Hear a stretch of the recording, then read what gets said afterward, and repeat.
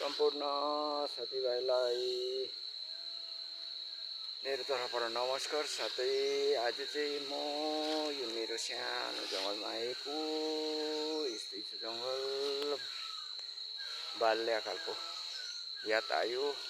क्याटिस मटेङ्ग्रा बोकेर ढुकुरहरू कोलकोलेहरू मारेर खेदी हिँडेको पुरा। अहिले यो गति यस्तो भइरहेछ साथीभाइ। यो जङ्गलको पारि त सिधा कागीहरू देखिन्छ, यस्तो स्थिति परेको छ साथीभाइ।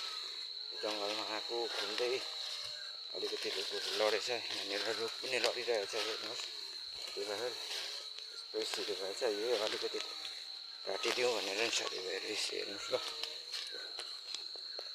पुरै लडिगएछ हो, तल रुखमै पुगेछ हो,